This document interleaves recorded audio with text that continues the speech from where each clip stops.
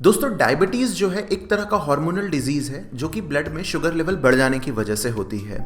इसके बेसिकली दो टाइप्स होते हैं और आइए जानते हैं इस वीडियो में। नमस्कार दोस्तों, मेरा नाम है अभिषेक और आप देख रहे हैं मेडिवेडी।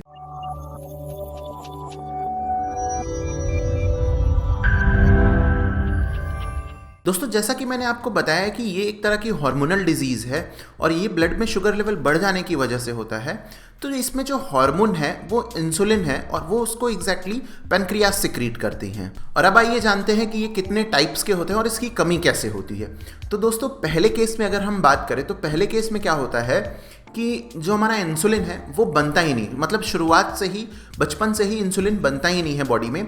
तो उसमें हम जुवेनाइल डायबिटीज़ या फिर टाइप 1 डायबिटीज़ कहते हैं। ठीक है, ऐसे केस में क्या होता है कि जो हमारा पैनक्रियाज है वो इंसुलिन सिक्रीट ही नहीं कर पाता है, जिसमें टाइप 1 डायबिटीज़ होती है। ये एग्जैक्टली कई बार फॉल्टी जीन या फिर अलग अलग केमिकल चेंजेस या फिर जीन इश्यूज़ के कारण होते हैं। अब बात करें हम सेकंड केस में, तो सेकंड केस में क्या होता है दोस्तों, हमारी बॉडी को प्रॉपर अमाउंट में इंसुलिन जितनी ज़रूरत होती है उतना इंसुलिन मिल नहीं पाता या फिर बन नहीं पाता है, तो हमें डायबिटीज़ होता है, जिस केस को हम टाइप 2 डायबिटीज़ के नाम से भी जानते हैं। और टाइप 2 डायबिटीज़ जो है दोस्तों वो नॉर्मली अर्ली एजेस में नहीं होती, यंगर एजेस में नहीं होती। टाइप 1 डायबिटीज़ अर्ली एजेस में हो जाती, बचपन से ही हो जाती है। लेकिन टाइप 2 डायबिटीज़ जो होती है उसमें जीन इफेक्ट करती, हार्मोन इफेक्ट करता है और पहले से जो जीन रहती है वो भी इफेक्ट करता है। लेकिन उसमें उसको ट्रिगर करने के लिए कुछ ना कुछ, जैसे सेडेंटरी लाइफस्टाइल, स्मोकिंग, अलग अलग चीज़ें होती हैं जो उसको ट्रिगर करती हैं। ओबेसिटी हो गई, खान पान हो गया, ये सब चीज़ें मिल करके सब उसमें बढ़ावा देती हैं। नेक्स्ट आती है दोस्तों इसमें जेस्टेशनल डायबिटीज़। ये जो है दोस्तों ये एग्जैक्टली प्रेगनेंसी के टाइम पे डेवलप होती है और टेम्पररी केस में होती है। अगर इस पर ध्यान दिया जाए और प्रॉपर मेडिकेशन किया जाए तो ये हट जाती है। लेकिन अगर इस पे ध्यान ना दिया जाए और प्रॉपर मेडिकेशन ना चलाया जाए तो ये टाइप 2 डायबिटीज़ में बाद में कन्वर्ट हो जाती है और पूरा ज़िंदगी रहती है। अब आइए जानते हैं डायबिटीज़ के मेन कॉजेज़ के बारे में। जैसा कि हम जानते हैं दोस्तों कि हम जो भी खाना खाते हैं हमारा डाइजेस्टिव सिस्टम उसको कन्वर्ट करता है ग्लूकोज के फॉर्म में, और ये ग्लूकोज जो है हमारे ब्लड में एब्जॉर्ब होते हैं इंसुलिन के मदद से। और इंसुलिन अगर सही मात्रा में प्रेजेंट नहीं रहा या फिर अगर हमारा हार्मोन, इंसुलिन हार्मोन जो है सही तरह से नहीं बन पाया तो जो ग्लूकोज है वो सही से हमारे ब्लड में एब्जॉर्ब नहीं होगा, जिसमें क्या होगा कि ब्लड में ग्लूकोज की जो मात्रा है वो बढ़ जाएगी और ऐसे ही केस में डायबिटीज़ डेवलप होती है।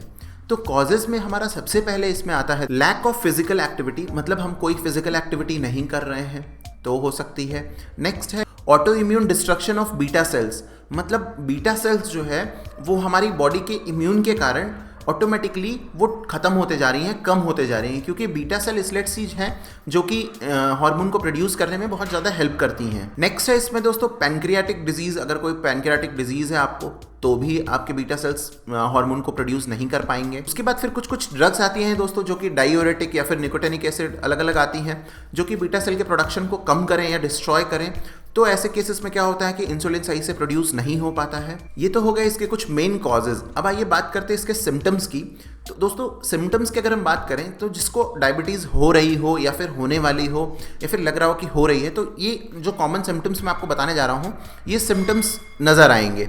जैसे कि इसमें सबसे पहला हमारा है एक्सेसिव हंगर, मतलब भूख हमें बहुत ज़्यादा लगेगी अनएक्सप्लेन वे में, मतलब बार बार हमें खाना खाने का मन करेगा। नेक्स्ट आता है इसमें दोस्तों फ्रीक्वेंट यूरिनेशन, बार बार हमें टॉयलेट लगेगा।